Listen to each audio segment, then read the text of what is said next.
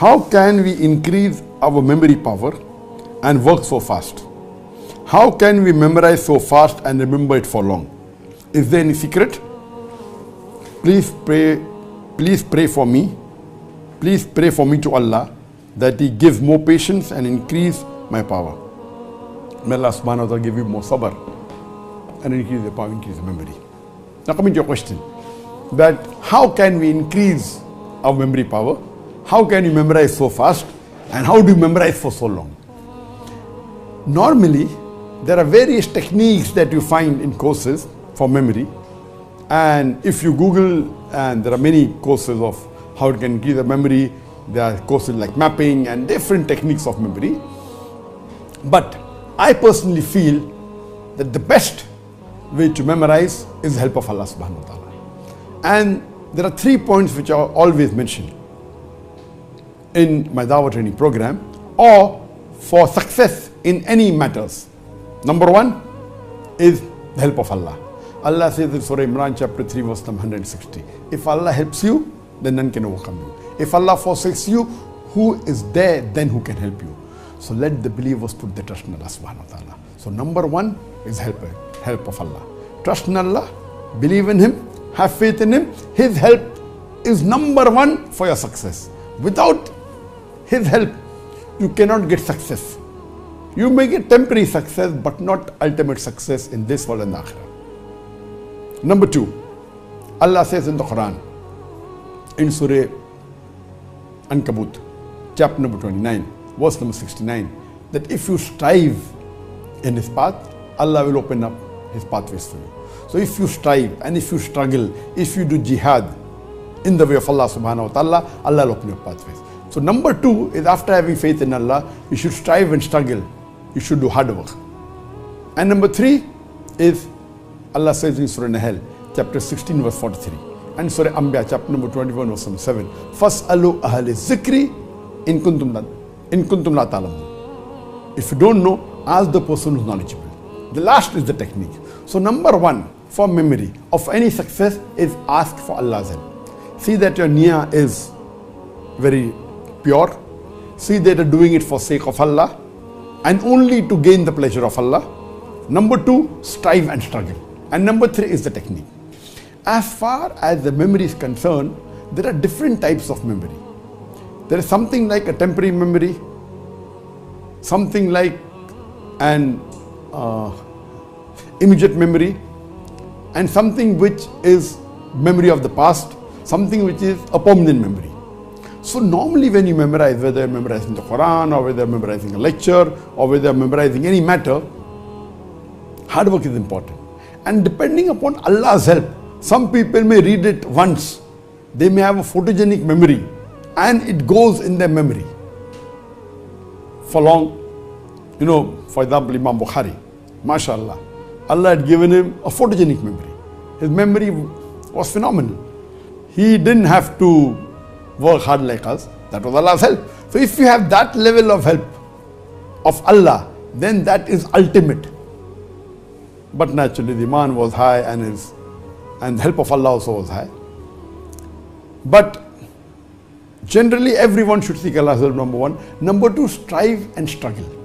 So what you have to do when you memorize, of course, you have to repeat that multiple times. And once you repeat it few times, 5 times, 6 times, whether it be 1 sentence, 2 sentences or 3 sentences, whether it be few of the Quran or maybe 1 verse, if you keep on repeating, it goes into your memory, but it goes into your temporary memory. So for it to be for a longer time, what you have to do, once you repeat it a few times, now again repeat it after maybe half an hour, then repeat it again after 2 hours, then again after 5 hours. The more you repeat and memorize, it keeps on going deeper and deeper in your memory. So if you're preparing for a lecture tomorrow, maybe you memorize it, then again repeat it after half an hour, then repeat that thing after 2 hours, after 5 hours. You repeat it few times and then maybe you're able to give the lecture. But after you deliver the lecture, if you ask to deliver the same lecture after 1 year, you won't be able to do it. Leave aside 1 year, after 1 month you can't do it. Even after 1 week you may not be able to do it because it was only in your temporary memory. So what you have to do, after you have delivered the lecture, you have to keep on repeating it. Or if you are giving a lecture again after a month, again you memorize it. So if you want it to be part of your permanent memory, then you have to do muraja, you have to do revision. And that's what is done by the people who hafiz the Quran. If you memorize the Quran, if you memorize the full Quran, you're called hafiz the Quran. That means you have memorized the full Quran by heart. But if you really analyze most of the huffaz that are there in the world, there are millions of huffaz, but all of them cannot repeat the Quran in one go. Or they may memorize the Quran, they memorize a few verses, then maybe a few surahs, then maybe a juz, maybe 2 juz. While they keep on memorizing the full Quran, 30 juz, then they may forget the first juz or the second juz or third juz unless they do muraja. So the different techniques of memorizing, if you keep on memorizing, going ahead and don't revise your past memory, you will forget it. So what they do when you memorize a few pages, when you keep on going ahead, you even keep on revising what you had memorized yesterday, or what you memorized a week back, or what you memorized a month back. Of course, the more you keep on memorizing, if the volume keeps on increasing, the juz you memorize keep on increasing. To memorize everything is difficult. So then you have to divide yourself in memorizing new verses of the Quran as well as in doing revision. A time will come that the time for revision is more than the time you are required to memorize the new verses. So if you do a proper system, and once you finish the Quran, normally when a human being completes memorizing the Quran, he cannot repeat the Quran from first page to the last page. No, that's a misconception. Of course, he has to do muraja. So if he spends time, maybe 2 years in memorizing the Quran, some people like 3 years, some people finish in 1 year. The faster you memorize, the faster you forget.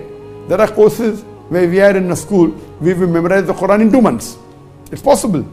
But if you finish in 2 months and you stop, after 1 month you cannot repeat the Quran. So even if you finish the Quran in 2 months, if you spend about 10 or 12 hours a day, a crash course, your muraja will take multiple months or years. So it's the same thing, you memorize in 2 months and you do revision for few years, or you memorize in few years and take additional few years for revision. So the main secret of memory is that you keep on repeating till the time it goes in your permanent memory. Now, most of the Muslims, majority, they know Surah Fatiha, because Surah Fatiha has become a part of their memory. Because Muslims are supposed to pray 5 times a day, and if you pray 5 times a day, you have to read minimum 17 rakah, or with a 20 rakah. So 20 times if you are repeating in the day, if you wake up that Muslim in the middle of his night, who's been praying regularly, not a Muslim who doesn't pray. If a person who prays regularly, or even if he prays even once a day, if he's praying for many years, if you wake him up from the middle of his sleep and you ask him to recite Surah Fatiha, he can do it easily. Because that has gone into his permanent memory. Even in permanent memory, there are levels. Deep down permanent memory, or not deep down. Same way, if you ask him to recite maybe Surah Ikhlas, even that may be part of his permanent memory. He might have repeated Surah Ikhlas many times. But if he doesn't recite a surah maybe once a month, he may not be able to repeat in the middle of his sleep. But with concentration, he can repeat it, because it's part of his permanent memory, but requires concentration. There may be certain things he memorized just recently.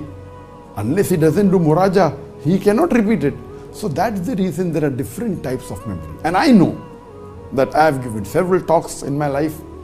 I know there are these few talks, maybe these 5 or 6 talks.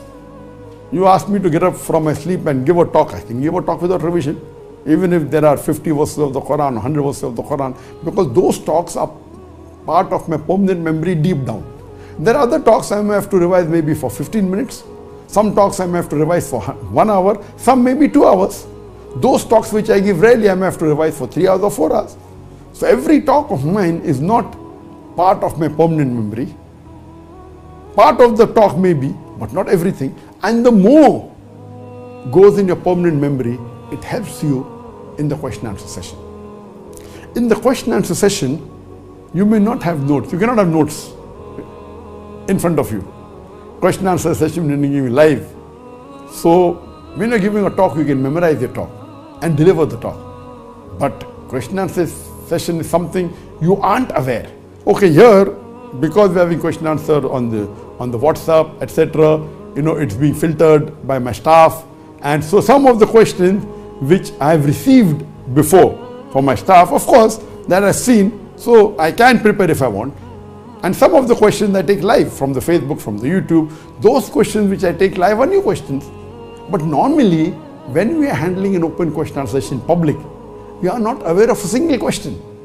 We can assume what may come and we can prepare for ourselves, but we don't know. So that time, if you have many lectures which are part of your permanent memory, that helps you in the question answer session. Therefore, I tell all my students, when you give a talk, don't carry notes. If you don't carry notes, you keep on repeating, it becomes part of your memory. Because in a question answer session, you cannot carry notes and search for the answer. It has to be from your memory. So if you have 50, 100 talks as a part of a permanent memory, some deep down, some superficial, but if it's part of permanent memory, then that helps you in the question answer session. So as far as the formula for memory, number one is help of Allah. You pray to Allah. Ask Allah to give you good memory. Pray to Allah that you remember. You can pray in your Tahajjud Salah. Number two is hard work. You strive, you struggle. Number three is technique. See to it that you keep on doing muraja, you keep on revising. Help of Allah, hard work, revising, till it becomes part of memory. And if it becomes part of a permanent memory deep down, it will be for long, and inshallah can even be forever. Hope that answers the question.